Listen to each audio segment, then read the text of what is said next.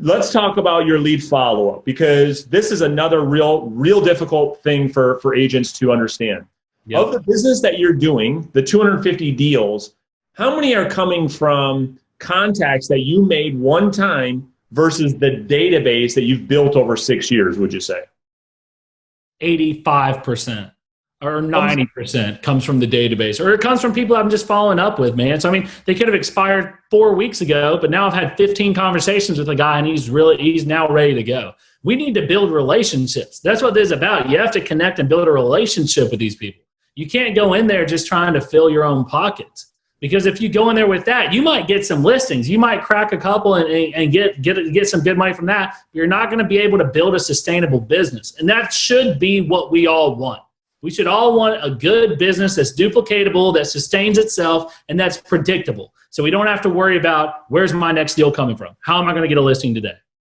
So coach us through that really quick about building the database and monetizing the conversations and the contacts over 6 years, because that's something that your team really focuses on, that I wish I can really get across to these folks in this group that I love so much.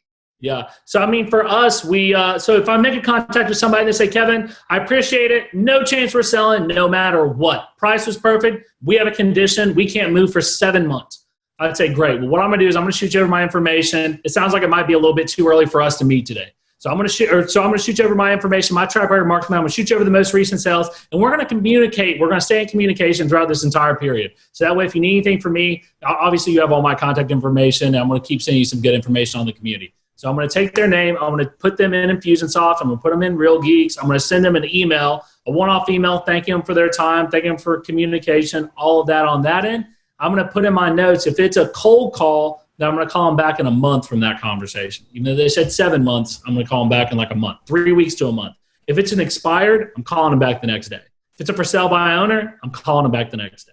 If it's a hotter kind of target, I'm calling them back immediately after, and I already know what I'm going to say. Hey, I was just checking in, Brandon. I want to make sure that you got my email that I shot over yesterday. Had a lot of good information. Did you have a chance to take a look at that? Yeah, Kevin, we had a chance to take a look at it. And again, 7, 8 months. Listen, I know you're 7 or 8 months down the line. And just to confirm again, if I did have a buyer in the next 3 or 4 months, that wouldn't even work for you? Or is that something you would entertain a one-time showing? It's just really digging in and getting that information. And now, man, I have people that I'll call tomorrow on my call list that, man, I got notes back to 2017, 2016, 2018. So I just have to go through the dialogue of where we ended up at last time. And I'd say one thing that I've mastered is how to have that phone call very fast. So a lot of people could say, dang, dude, that's a lot of people you're talking to for not even a listing for 7 or 8 months down the line. That conversation is 30 seconds max, 45 seconds max. All right. So 2 big things. So it's 1:30. We've got about 20, 25 more minutes left. How do you manage your lead follow-up? Because that's the question I get all the time. So how are you managing these call lists, and what does that look like? Probably the absolute stupidest way possible. Where a lot of people have these databases that they're doing it, all of my people are in Gmail calendar. I had that for a while. I had that for a while. I did that for a long time. Then I started not to be able to read my handwriting. I started not to be able to read my handwriting. I didn't know whether it was a 7 or a 9 or a 4 or what their name was. Or I wasn't able to put notes in that book as well. Hold on, can I pause you for a second? Can I pause you for 1 second? Yeah. How much money were you making off this folder, this system, before you entered a piece of technology?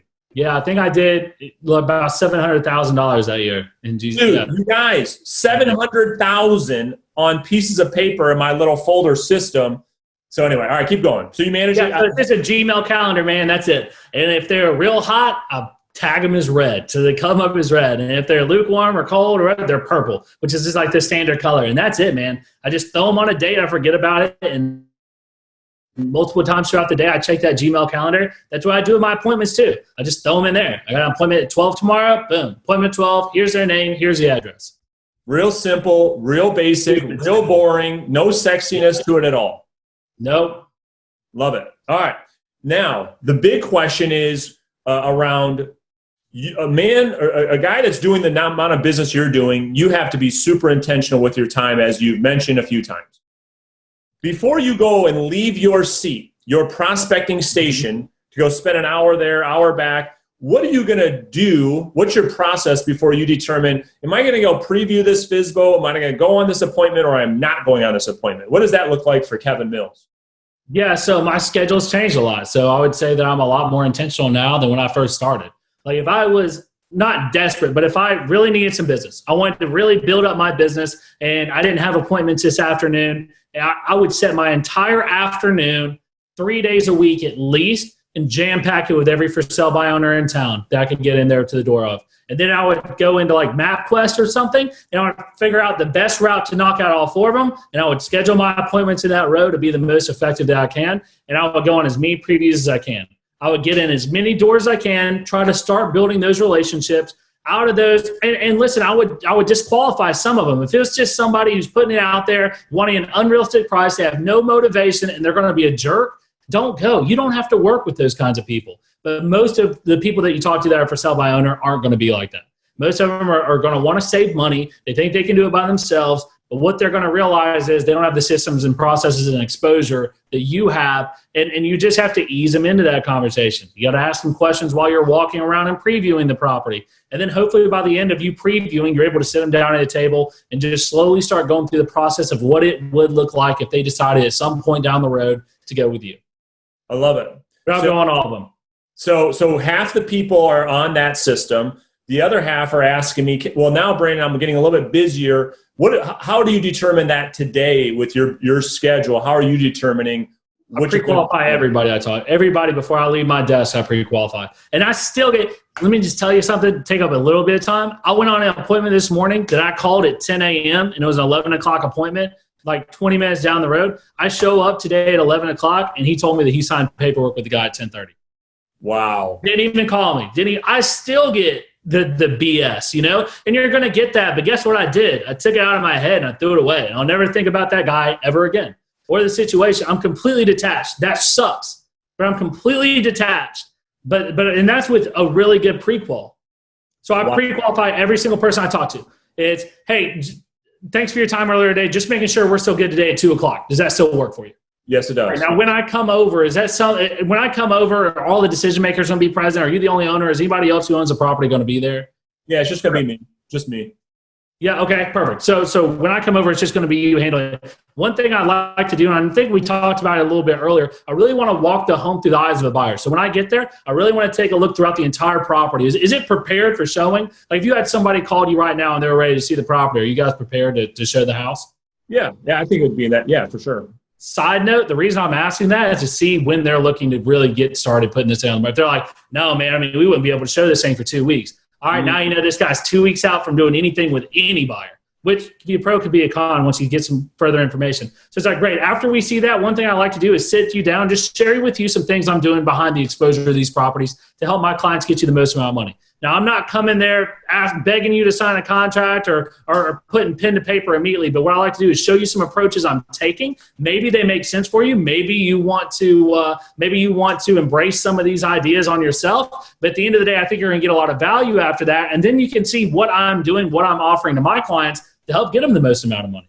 And they usually say, yeah, that's fine. That's okay. Yeah, Kevin, but we're probably still going to do for sale by owner for a little bit. Yeah, I understand. But again, if I could show you where I could put more money in your pocket, you'd probably entertain at least the thought of putting it on the market. You don't care whether I sell it or you sell it as long as you get the same amount of money or more in your pocket, right? It's just using those lines, man. And you'll get the answers from them. They'll give you the answers. And then you sit down at the table, man, and you just make it a very easy, smooth conversation. And just trying to build a relationship. Yep, I love it. It's real non-threatening. It's like, hey, let's look at this. If it makes sense, great. If it doesn't, that's okay too. Yeah. Love it. All right, so very cool. Now, you had said something to me off air yesterday because we're in a for sale by owner training program. You've got a for sale by owner system that you had talked to me about. Do we have time to go through that real quick? Yeah, for sure. Let me load it up on my end because I have it here and I just haven't gotten it done. I think the first thing is committing yourself to this system. So you got to do your math behind it first. So you got to say, all right, am I willing to go on all these previews? Am I willing to be excited for every preview? Am I willing to do a lot of follow-up after I go on these previews? Am I willing to play the long-term game with these people to get this business? And if not, then you should really reconsider doing this. Because you're doing this. Yeah. And that, what you just said is exactly what I've been teaching for 4 years. So it's perfect. Yeah. So you're doing this to get more listings, more commissions, and just have a more controllable business, right? So for me on this side, let me grab it real quick. No problem. The first thing is, where do you pull these at? So I think pulling them are important. So Zillow, Craigslist, Facebook, or Marketplace, the Penny Saver publications, a lot of those, I mean, are going to be great resources for pulling those for sell by owners. RedX, Landvoice, Vulcan 7 all have a good amount on that end as well. I think the biggest part to calling for sell by owners is the best day of the week to call for sell by owner is Monday. By far. Because on Monday, guess what happened? The weekend came and gone. They didn't get an offer. They didn't have all the showings. And your first phone call is, hey, Brendan, just wanted to check in with you. The real estate market this past weekend was on fire. I don't think I've ever had so many showings on my properties. I'm getting offers left and right. Just curious, how many showings did you end up getting this weekend? Boom! Even if they got 1 or 2 or 3 or 4, it's still not going to be enough. So then what you need to tell them is, actually, one thing you might not know is in the last 7 days, this many properties went under contract in our market. And then you can build up to an appointment. And man, if they sense that confidence coming off of you, they start just having more self-doubt. Doubting, man, am I doing everything I should be doing? Am I doing anything as far as exposure? Obviously, what I'm doing is not working. So on that end of it, I think that that's the best time to do it. Now, homework that I would be doing is, I think you should watch 1 YouTube video a day on for sell by owners. People prospecting for sell by owners to try to get some ideas. I think you do that either at 5 a.m. or you do it at like 10 p.m. at night. You got to do this homework as a side hustle, because you can't do it during generating hours. But you got to be watching YouTube. You got to commit to practicing the scripts with somebody, getting role play partners. You got to commit to a certain amount of contacts for sell by owners, a certain amount of appointments, a certain amount of listings on that side. Second, you got to commit to taking the tour. And then you got to meet them face to face. You got to establish rapport. You got to put yourself in position to win. Demonstrate you're the right person for the job on that side. And on my end, one thing I try to gauge is the 80-20 principle, where I'm asking questions 80% of the time and I'm only speaking 20% of the time. Big one. So, all about questions. Ask. Now here's a hard thing. So everything you just outlined it's almost identical to what we've been teaching our students here, which is great. Yeah. The challenge for our students, Kevin, is showing that confidence and asking for the business, because the seller's in pain. They have a problem. They've got to get their property sold. How would you coach the agents on this call to get past that fear of just posing you as the solution and asking for that appointment? Man, I tell you, the $1 million question. It's always, you want to get great rapport, get all the questions you have answered, and at the end of you asking questions, and when you feel like there's nothing else you can say, you say, have you heard enough information to make a decision to list your property with me today? And if they say no, what other information can I provide you with it? What other thing can I provide? What other information can we go over right now so you can feel comfortable to move forward? And then you're going to hear the objection, or they're going to say, well, you really didn't talk about pricing too much, or you really didn't tell me how your commission structure worked, or you really didn't talk to me about marketing. But most of the time, man, they're just going to say yes. And then all you got to do is break out the paperwork and shut your mouth and get it signed and walk out the door. So much of the time, the people are ready to sign. You just keep talking, and eventually you probably talk your way out of it. Yeah. What about when you're on the phone? So you're doing your Monday follow-up calls, is what I teach. And, these guys are really good at going on preview appointments or getting out there. They're doing 20 preview appointments. This is what I teach. Yep. Of the 20 preview appointments, they should be able to list 8 through the Monday follow-up phone call. Yep. Where they have trouble is converting the follow-up phone call into a listing opportunity over the telephone. So as you're following up with FSBOs on the Monday call, how are you converting that Monday follow-up call into a listing appointment? Yeah, I think I'm purposely making them doubt what they're doing. So for me, it's saying, oh, great, yeah, the market was this, market was that. Just curious how many sons you have. Just curious, man, how many calls were you even getting over your ad over the weekend? And I mean, besides Zillow or besides whatever you saw them on, where else are you marketing the property? Can we role play that call? Can we role play? Yeah, for sure. Yeah. The FSBO, go ahead. Ring. Hello, this is Brandon. Hey, Brandon, it's Kevin Mills again with Century 21. How are you?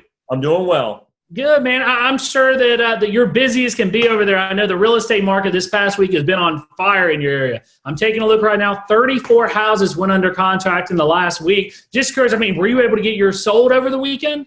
No, we were not. No. Got some hot prospects that are thinking of writing offers, or kind of what's going on with it? Yeah, I mean, we've got a couple people come through, but that's, nothing, no offers at this point. Okay. Yeah. And were you screening those people before they came in? Did you make sure they were qualified and have proof of funds and intent to purchase and could afford the property, or you just letting anybody in the house right now? Yeah, we don't, I guess, yeah, we don't have a real system for that, I guess. Yeah, no. And I'm not saying that's a bad thing. Realistically, I mean, the more eyes, the better, right? So I didn't know if you were taking that approach. I'm just curious. I mean, besides Zillow, Brandon, where else are you marketing this property? We've got the sign, and, we're doing open houses at this point. Yeah. Are you getting any traffic to the open houses when you hold them? I know that those aren't really scheduled. No, I mean, we're getting a couple people here and there.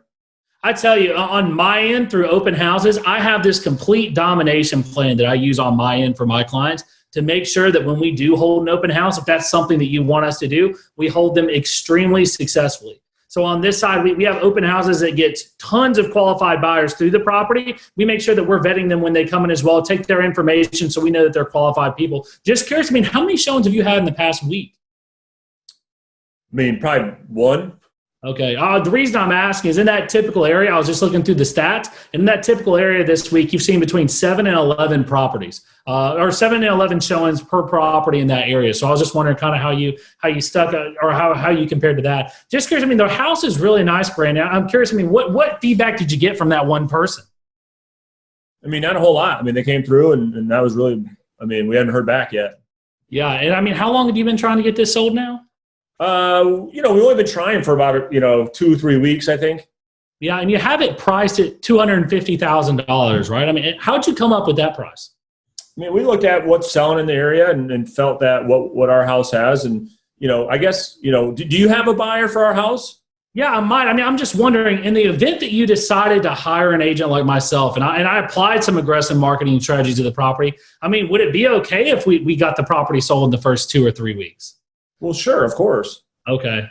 Now, I know you're working hard to sell this on your own, but I mean, it sounds like you might be open to start considering agents. Am I starting to hear that in your voice, that it's something you might even just consider a conversation? I'm not saying that you're definitely listing the property today, but would you consider hiring a real estate agent and right now in the market? I mean, I don't think we're there yet, but certainly, yeah, if we can't get this thing sold in the next couple of weeks, we'd be open to something, I think. I got you. And what would you want in the agent that you chose? I mean, obviously, we want someone who can get the property sold. And that's really the main thing at this point. I got you. So if you met a real estate agent and they completely convinced you that they were the agent that could get this property sold, you were confident in their approach, they took all kind of the burden of having to show the property and qualify the people and do the photos and the videos and the marketing and the exposure kind of off your plate, then you would be willing to move forward with them if they hit that one box. Yeah, I think we'd be open to that. Okay, well, I'd say this, Brandon, and again, I'm not trying to impose on you, but what I want to do is come over and share some good information. I love to share with you what I'm doing to sell properties. I love to go through exactly what I think buyers love about your house, what they might not like, what might be holding it back from selling, and really take you through what I'm doing. If nothing else, maybe you get some tips on some things you want to try doing before you hire an agent. But I think when we meet together in person, that you're really going to like what I'm saying. It sounds like we would work really well together, and I think I can help you get you some good information so you can get down to Florida.